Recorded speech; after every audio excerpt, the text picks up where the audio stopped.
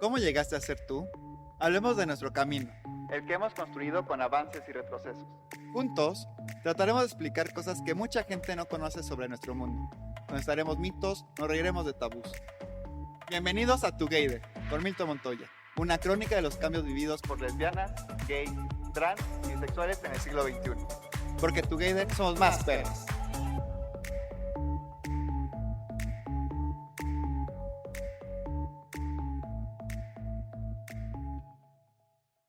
Bienvenidas, bienvenidos, bienvenides a esta nueva temporada de Together, el odio morir por ser gay.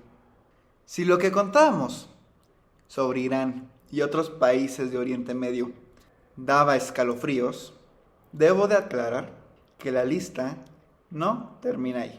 Hay decenas de países en los que la homosexualidad es un crimen y en muchos de ellos puede ser castigada con prisión perpetua o con la pena de muerte. Los países gobernados por regímenes teocráticos islámicos y buena parte del continente africano son un infierno en la tierra para los homosexuales. De los 5 continentes, África es el más homófobo, con las leyes antihomosexuales en 32 de sus 54 países, y en la mayoría, herencia de la colonización europea o producto del poder de fundamentalistas islámicos, católicos y evangélicos. Y solo a modo de ejemplo, Sudán, Mauritania y algunas regiones de Nigeria y Somalia condenan la homosexualidad con la pena de muerte. Otros 6 países establecen penas que van de los 10 años de prisión a la cadena perpetua. 16 países establecen penas menores a los 11 años. Y 2 condenan la homosexualidad sin establecer claramente las penas: Liberia y Angola. Santo Tomé y Príncipe despenalizó la homosexualidad en 2012, Mozambique en 2015 y Botsuana en 2019. Y tal vez como una isla de libertad en el continente, Sudáfrica prohíbe en su constitución la discriminación por orientación sexual e identidad de género. El matrimonio gay y la adopción conjunta son legales y un juez abiertamente gay integra la Corte Constitucional. Pero la homofobia social y la violencia contra gays y lesbianas continúan siendo graves. Otra excepción son los territorios españoles de Canarias, Ceuta y Melilla, y las islas de Azores y Madeira, que pertenecen a Portugal, donde rigen las leyes igualitarias de la península ibérica. Pero la mayoría del mundo sabe muy poco sobre lo que pasa en África. De vez en cuando, alguna nueva ley homófoba, alguna pareja presa, algún activista asesinado o alguna condena de muerte llega a los medios internacionales y conmueve a todo el mundo. Y durante unos días hablamos sobre el tema. Pero para quienes viven en esos países, el infierno no termina cuando lo olvidamos. En 2014, una nueva ley aprobada en Uganda fue una de esas noticias que nos recuerdan que hay países donde no se puede ser gay. El proyecto que dio lugar a la ley antihomosexual iniciada por el diputado David Bahati, del partido del gobierno Movimiento Resistencia Nacional, se remontaba a 2009 y era aún peor que el texto aprobado. En su artículo 2 establecía que comete el delito de ofensa homosexual quien penetra el ano o la boca de una persona de su mismo sexo con su pene o cualquier otro artefacto, o bien estimula el órgano sexual de otra persona del mismo sexo o la toca con la intención de cometer un acto de homosexualidad. La pena para esos crímenes sería cadena perpetua. En su artículo 3, tipificaba el delito de ofensa homosexual agravada, castigado con pena de muerte, que se daría cuando el autor fuese VIH positivo o cuando fuese un homosexual serial, aunque no se aclara cuántas relaciones sexuales son necesarias para esa calificación. En la redacción final de esta ley, tanto la ofensa homosexual común como la agravada acabaron castigadas con prisión perpetua, eliminándose la pena de muerte. La diferencia entre ambos tipos penales es que, en grado de tentativa, el primero tiene una pena de 7 años y el segundo, prisión perpetua. También se condena con prisión perpetua a gays y lesbianas que iban en pareja o pretendan contraer matrimonio. Y la descripción literal de estos actos sexuales no es una excentricidad de Uganda, sino que ocurre en las leyes anti-gay de varios países, como vimos en el caso de Irán. Por ejemplo, el artículo 148 del Código Penal de Sudán dice: cualquier hombre que inserte su pene o equivalente dentro del ano de una mujer u hombre, o permita a otro hombre que le inserte su pene o equivalente, comete sodomía. Quien comete sodomía será castigado con pena de 100 latigazos y 5 años de prisión. Si el ofensor es convicto por segunda vez, será castigado con pena de 100 latigazos y encarcelamiento por un término que no puede exceder los 5 años. Si el ofensor es condenado por tercera vez, será castigado con muerte o cadena perpetua.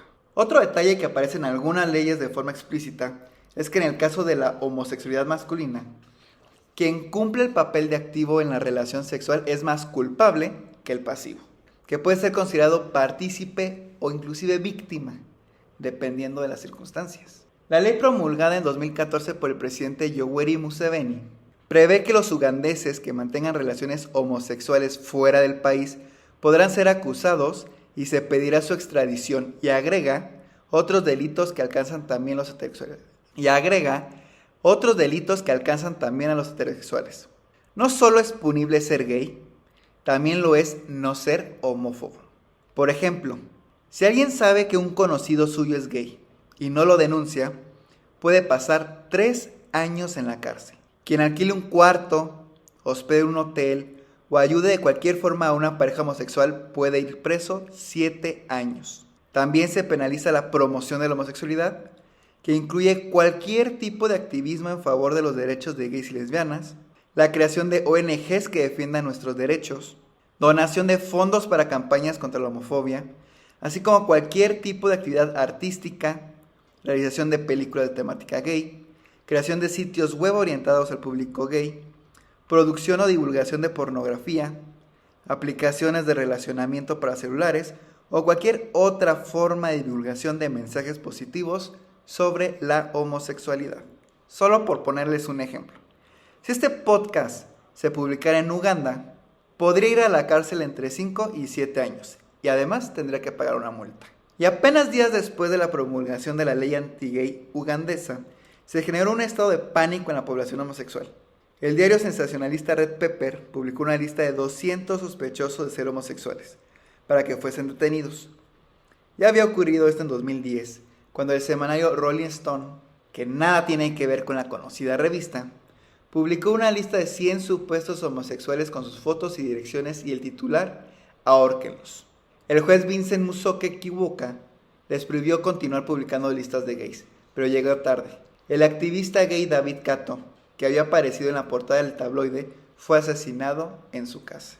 La organización de derechos humanos All Out lanzó una campaña internacional que reunió cientos de miles de firmas en internet con el fin de reclamar a gobiernos, empresas multinacionales y líderes religiosos que se manifestasen contra la ley ugandesa y tomaran medidas para presionar al gobierno.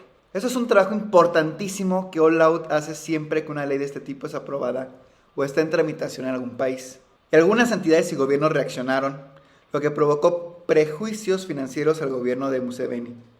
El Banco Mundial suspendió una transferencia de $90 millones a Uganda. Holanda congeló una ayuda de 9.6 millones destinada a fortalecer el sistema legal del país, con el argumento de que no iba a proveer asistencia financiera para que los cortes implementaran esa ley. Y Dinamarca y Noruega también suspendieron su ayuda por un total de 16.7 millones. Y en vez de direccionarla al gobierno, decidieron transferirla a ONG defensoras de derechos humanos del país africano. Y el entonces secretario de Estado norteamericano John Kerry comparó esta ley ugandesa con la de la Alemania nazi, la del apartheid sudafricano, y el presidente Obama advirtió que su promulgación complicaría las relaciones con Estados Unidos y lanzó un comunicado de la Casa Blanca para reclamar la derogación de esa ley abominable. Por su parte, la representante de la Unión Europea para la Política Exterior y la Seguridad, Catherine Ashton, declaró que la aplicación de esta ley viola los principios básicos de no discriminación inscriptos en la Convención Internacional sobre Derechos Civiles y Políticos y la Declaración Africana de Derechos Humanos. Y hubo repudio de la Cancillería británica y del secretario general de la ONU, Ban Ki-moon. Pero, fuera de todo esto, nada de eso hizo cambiar de opinión al presidente Museveni. En su discurso por la promulgación de la ley, transmitido por televisión, afirmó que muchos homosexuales son heterosexuales mercenarios que se transforman en gays por dinero como las prostitutas. Y acusó a grupos occidentales de querer introducir la homosexualidad en las escuelas de su país para reclutar niños y convertirlos en homosexuales. Luego, en una entrevista a la CNN, dijo que los gays son repugnantes y reclamó a Occidente que respete a las sociedades africanas y sus valores. Como lo hacen otros mandatarios homófobos, el presidente de Uganda ha insistido mucho en este argumento, presentando la persecución contra gays y lesbianas como una tradición cultural de su pueblo, y afirmando que los países occidentales quieren promover la homosexualidad en África como forma de colonización cultural. Sin embargo, la historia muestra que es al revés. La colonización llevó la homofobia. En una entrevista con el diario Estado de Sao Paulo, la abogada y científica política Françoise Girard, presidenta de la International Women's Health Coalition, organización no gubernamental de derechos humanos con sede en Nueva York, explica que las leyes que prohíben las relaciones homosexuales fueron llevadas a las colonias británicas de África, Asia y el Caribe, justamente por los colonizadores.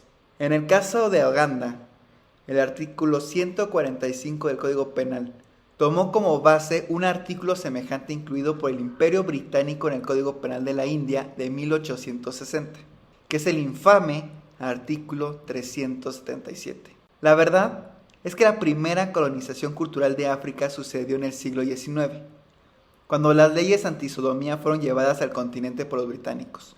La segunda está ocurriendo ahora, por el trabajo de cristianos evangélicos oriundos de Estados Unidos, que llegan para apoyar esos ataques contra la población LGBT en toda África y en otros continentes. Son ellos quienes están por detrás de las nuevas leyes de Uganda y Nigeria. Todo esto lo explica Girard. Más del 60% de la población ugandesa es cristiana, y los religiosos fundamentalistas tratan de convencer a la población de que los gays tienen un plan para dominar Uganda y el mundo. Cualquier parecido con los viejos discursos antisemitas no podría ser coincidencia. El documental God Loves Uganda, de Roger Ross Williams, muestra cómo las iglesias evangélicas fundamentalistas de Estados Unidos gastan millones en campañas de evangelización, destinadas a propagar la homofobia en ese país y financian a los candidatos que apoyan proyectos como la ley anti-gay. Lo que hace Museveni es aprovechar el pánico moral causado por el fundamentalismo religioso, que logró convencer a la mayoría de la población de que la homosexualidad es demoníaca, para sumar apoyo a su proyecto de poder. La ley anti-gay ugandesa, que finalmente fue anulada por la Corte Constitucional como un argumento técnico, se sumaba a otras, como por ejemplo la que prohíbe la pornografía y minifaldas. Puede parecer atroz para nuestra sensibilidad democrática occidental, pero como veremos en los próximos episodios, esa sensibilidad es relativamente reciente. Gracias por escuchar Tu Gayder, podcast hermano de Ponte Perra. No olvides suscribirte a Tu Gayder y Ponte Perra en cualquiera de tus plataformas de podcast favorita. Síguenos en nuestras redes sociales, Facebook, Instagram y Twitter como Ponte Perra MX. Porque Tu Gayder somos más perras.